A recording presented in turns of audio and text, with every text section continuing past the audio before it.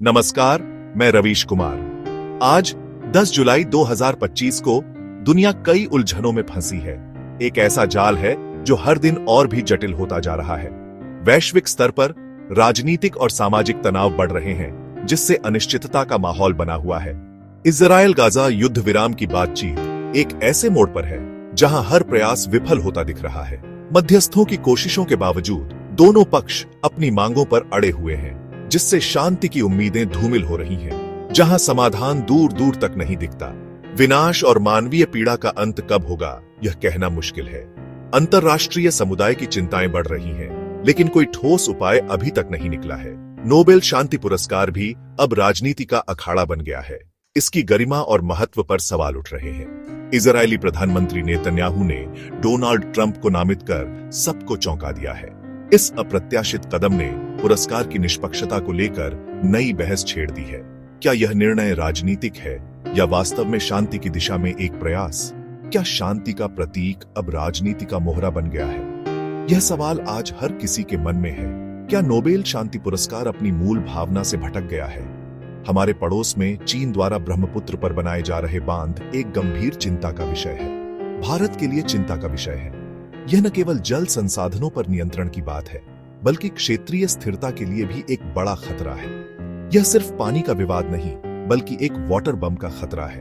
अगर बांध विफल हो जाता है, तो इससे भारत और बांग्लादेश में भारी तबाही हो सकती है, और भारतीय वायुसेना के जगुआर विमानों की बढ़ती दुर्घटनाएं एक और गंभीर मुद्दा है।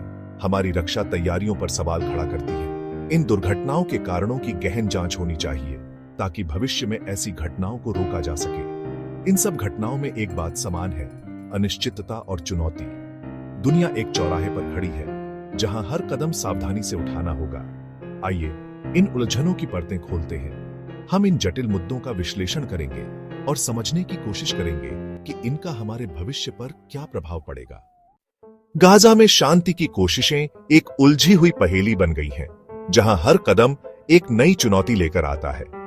इस क्षेत्र में स्थायी शांति स्थापित करने के लिए कई प्रयास किए जा रहे हैं, लेकिन ये सभी प्रयास अभी तक किसी ठोस नतीजे पर नहीं पहुंच पाए हैं। युद्ध विराम और बंधकों की रिहाई पर बातचीत बार बार टूट रही है, जिससे नागरिकों की सुरक्षा और मानवीय सहायता पहुंचाने के प्रयासों पर गंभीर असर पड़ रहा है। राजनयिक बैठकें बिना किसी समझौते के समाप्त हो रही हैं, जिससे निराशा और अनिश्चितता का माहौल बना हुआ है। हमास चाहता है कि समझौता स्थायी युद्ध विराम की गारंटी के साथ हो, ताकि गाजा के लोगों को सुरक्षा और स्थिरता मिल सके। वे चाहते हैं कि भविष्य में किसी भी प्रकार की सैन्य कार्रवाई से बचा जा सके, जिससे नागरिकों का जीवन सुरक्षित रहे, ताकि इजरायली सेना पूरी तरह हट जाए और गाजा के लोग बिना किसी डर के अपने घरों में वापस लौट सके। हमास की यह मांग गाजा में सामान्य जीवन को फिर से शुरू करने के लिए एक महत्वपूर्ण शर्त है। इजराइल का लक्ष्य है हमास का पूरी तरह सफाया, ताकि भविष्य में इजराइल पर किसी भी प्रकार का हमला न हो सके। इजराइल अपनी सुरक्षा को सुनिश्चित करने के लिए प्रतिबद्ध है और इसके लिए हर संभव कदम उठाने को तैयार है। वे अस्थायी युद्ध विराम के लिए तो तैयार हैं, ताकि बंधकों को रिहा किया जा सके और मानवीय सहायता पहुंचाई जा सके, लेकिन स्थायी शांति का वादा नहीं करते, क्योंकि उन्हें हमास के फिर से संगठित होने और हमला करने का डर है। इजराइल का मानना है कि स्थायी शांति के लिए हमास का पूरी तरह से सफाया जरूरी है। मिस्र, कतर और अमेरिका जैसे मध्यस्थ इस जटिल स्थिति को सुलझाने की कोशिश कर रहे हैं। अपने अपने हित साधते हुए बातचीत को और जटिल बना देते हैं, जिससे किसी भी समझौते पर पहुंचना मुश्किल हो जाता है। अंतर्राष्ट्रीय समुदाय की भूमिका और उनके अपने हित इस प्रक्रिया को और भी चुनौतीपूर्ण बना रहे हैं। दोनों पक्षों में गहरा अविश्वास है। यह अविश्वास बातचीत की सफलता में सबसे बड़ी बाधा है। हमास को डर है कि इजराइल वादा तोड़ देगा और गाजा पर फिर से हमला करेगा। इजराइल को भरोसा नहीं कि हमास आतंकी गतिविधियां छोड़ेगा और अपनी सैन्य क्षमता को कम करेगा। जब तक यह अविश्वास बना रहेगा, कोई भी समझौता मुश्किल है और संघर्ष जारी रहने की संभावना है। हर असफल प्रयास संघर्ष को और लंबा खींचता है, जिससे गाजा के लोगों की पीड़ा और बढ़ती है। इस संघर्ष में सबसे ज्यादा पीड़ा उन परिवारों को हो रही है जिनके अपने गाजा में बंधक हैं। महीनों से वे अनिश्चितता और डर में जी रहे हैं। हर दिन एक नई उम्मीद, हर रात एक नई निराशा। ये परिवार सरकार पर दबाव बनाते हैं, प्रदर्शन करते हैं ताकि उनके प्रियजनों की रिहाई प्राथमिकता बने। समय के साथ उनका भरोसा सरकार पर कमजोर पड़ता गया है। कुछ मानते हैं कि सरकार को कोई भी कीमत चुकानी चाहिए, कुछ देश की सुरक्षा को लेकर दुविधा में है। यह आंतरिक संघर्ष उनके दुख को और गहरा करता है। बंधकों की कहानी आंकड़ों से कहीं आगे, टूटे परिवारों और अंतहीन इंतजार की कहानी है। जब तक हर बंधक घर नहीं लौटता, कोई भी जीत अधूरी है। नोबेल शांति पुरस्कार को दुनिया का सबसे बड़ा सम्मान माना जाता है। यह एक ऐसा पुरस्कार है जो उन व्यक्तियों और संगठनों को दिया जाता है जिन्होंने मानवता के लिए सबसे बड़ा काम किया है। यह पुरस्कार अल्फ्रेड नोबेल की वसीयत के अनुसार स्थापित किया गया था और इसे पहली बार 1901 में प्रदान किया गया था। लेकिन इसकी प्रक्रिया और निष्पक्षता पर सवाल उठते रहे हैं। क्या यह वास्तव में सबसे योग्य उम्मीदवारों को दिया जाता है या इसमें राजनीतिक और व्यक्तिगत पूर्वाग्रह शामिल होते हैं? यह एक ऐसा सवाल है जो लगातार पूछा जाता रहा है। हर साल हजारों नामांकन आते हैं। दुनिया भर से लोग उन व्यक्तियों और संगठनों को नामांकित करते हैं जिन्हें वे शांति के लिए सबसे योग्य मानते हैं। यह प्रक्रिया बहुत ही जटिल और लंबी होती है। समिति महीनों तक मूल्यांकन करती है। नामांकनों की समीक्षा की जाती है, उम्मीदवारों का मूल्यांकन किया जाता है और फिर एक विजेता का चयन किया जाता है। यह एक बहुत ही गहन और विचारशील प्रक्रिया है। आलोचक कहते हैं कि नोबेल शांति पुरस्कार हमेशा निष्पक्ष नहीं होता है। उनका तर्क है कि राजनीतिक दबाव और व्यक्तिगत पूर्वाग्रह पुरस्कार के चयन को प्रभावित कर सकते हैं। कई बार यह पुरस्कार राजनीतिक हो जाता है और उन लोगों को दिया जाता है जो राजनीतिक रूप से शक्तिशाली हैं, भले ही उन्होंने शांति के लिए कोई महत्वपूर्ण योगदान न दिया हो, या संदिग्ध रिकॉर्ड वालों को मिल जाता है। ऐसे कई उदाहरण हैं जहां नोबेल शांति पुरस्कार उन लोगों को दिया गया है जिनके अतीत में विवाद रहे हैं या जिनके शांति के प्रति प्रतिबद्धता पर सवाल उठाए गए हैं। कुछ विजेताओं को शांति समझौतों के लिए मिला, जिन्होंने युद्ध को समाप्त करने और शांति स्थापित करने में महत्वपूर्ण भूमिका निभाई। इन पुरस्कारों को अक्सर बहुत सराहा जाता है क्योंकि वे उन लोगों को सम्मानित करते हैं जिन्होंने दुनिया को एक बेहतर जगह बनाने के लिए काम किया है, जो बाद में टूट गए।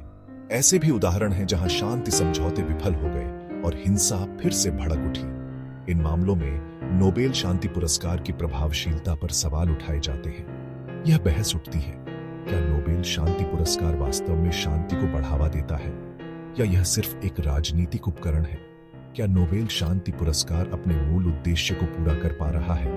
अल्फ्रेड नोबेल का उद्देश्य उन लोगों को सम्मानित करना था जिन्होंने राष्ट्रों के बीच भाईचारे, स्थायी सेनाओं के उन्मूलन या कमी और शांति सम्मेलनों को बढ़ावा देने के लिए सबसे बड़ा काम किया है।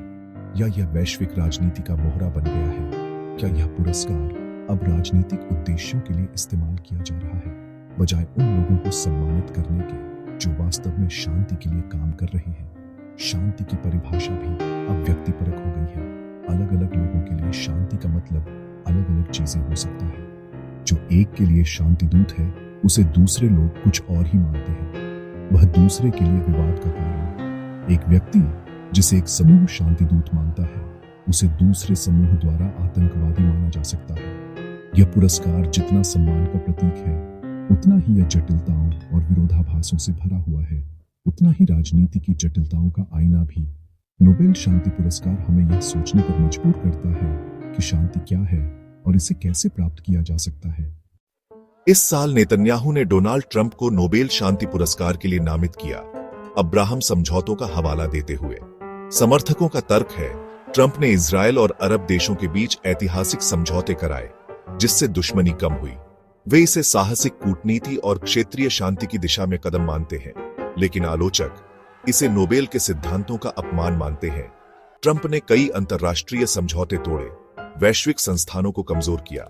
अब्राहम समझौतों में फिलिस्तीनी मुद्दा दरकिनार कर दिया गया, जिससे दो राष्ट्र समाधान और मुश्किल हो गया। नेतन्याहू की मंशा भी सवालों के घेरे में है। क्या यह नामांकन शांति के लिए है या राजनीतिक लाभ के लिए? यह घटना दिखाती है कि अंतर्राष्ट्रीय पुरस्कार भी अब राजनीति के औजार बन गए हैं। ब्रह्मपुत्र नदी पर चीन के बांध भारत चीन संबंधों में नया तनाव पैदा कर रहे हैं। चीन का दावा है कि ये बांध पनबिजली और बाढ़ नियंत्रण के लिए हैं, लेकिन भारत को डर है कि चीन पानी के बहाव को नियंत्रित कर सकता है। सूखे में पानी रोकना या मानसून में अचानक छोड़ना, दोनों भारत के लिए खतरा है। भरोसे की कमी और पारदर्शिता का अभाव इस विवाद को और बढ़ाता है। भारत चीन के बीच पानी के आंकड़ों को साझा करने का कोई ठोस समझौता नहीं है। चीन की बांध कूटनीति को पड़ोसियों पर दबाव बनाने के तौर पर देखा जा रहा है। पानी अब सहयोग का नहीं, संघर्ष का कारण बनता जा रहा है। ब्रह्मपुत्र पर बने विशाल बांधों से वाटर बम का खतरा मंडरा रहा है। अगर बांध टूटा या जानबूझकर पानी छोड़ा गया तो तबाही अकल्पनीय होगी। अचानक आई बाढ़ अरुणाचल और असम को सबसे पहले और सबसे बुरी तरह प्रभावित करेगी। लाखों लोगों को भागने का मौका भी नहीं मिलेगा। सड़कें, पुल, संचार सब तबाह। पर्यावरणीय नुकसान भी भारी होगा। काजीरंगा जैसे राष्ट्रीय उद्यान, जैव विविधता सब खतरे में। नदी का पारिस्थितिक तंत्र बदल जाएगा, जिसकी भरपाई शायद कभी न हो सके। स्थानीय लोग हर दिन इस अनिश्चितता और डर के साथ जी रहे हैं। उनका भविष्य अब उनके हाथ में नहीं, बल्कि सीमा पार किसी और के फैसले पर निर्भर है। भारतीय वायुसेना का जगुआर विमान दशकों तक ताकत का प्रतीक रहा, लेकिन अब इसकी उम्र और तकनीकी सीमाएं सामने आ रही हैं। 40 साल पुराने इन विमानों में दुर्घटनाएं बढ़ रही हैं। इंजन की समस्या और स्पेयर पार्ट्स की कमी मुख्य कारण है। वायुसेना जुगाड़ से इन्हें उड़ा रही है, लेकिन यह स्थायी हल नहीं। हर दुर्घटना में हम न केवल विमान बल्कि प्रशिक्षित पायलट भी खोने का जोखिम उठाते हैं। नए विमानों की प्रक्रिया धीमी है। जब तक पूरी नहीं होती, खतरा बना रहेगा। जगुआर की कहानी सैन्य आधुनिकीकरण में देरी की भारी कीमत दिखाती है। सुरक्षा के लिए समय पर बदलाव जरूरी है। गाजा, नोबेल पुरस्कार, ब्रह्मपुत्र विवाद और जगुआर ये सब दिखाते हैं कि 21वीं सदी में शांति और स्थिरता बनाए रखना कितना मुश्किल है। गाजा का संकट बताता है कि ऐतिहासिक अन्याय और राजनीतिक महत्वाकांक्षाएं मानवीय पीड़ा को जन्म देती हैं। नेतन्याहू ट्रंप नामांकन दिखाता है कि शांति भी अब राजनीति का मोहरा बन गई है। भारत चीन जल विवाद से साफ है। भविष्य के संघर्ष संसाधनों के लिए होंगे। सहयोग और पारदर्शिता के बिना साझा संसाधनों का प्रबंधन असंभव है। जगुआर की कहानी बताती है आंतरिक मजबूती और समय पर आधुनिकीकरण कितना जरूरी है। शांति कोई मंजिल नहीं, बल्कि एक निरंतर चलने वाली प्रक्रिया है। इसके लिए संवाद, सम्मान और मानवता को राजनीति से ऊपर रखना होगा।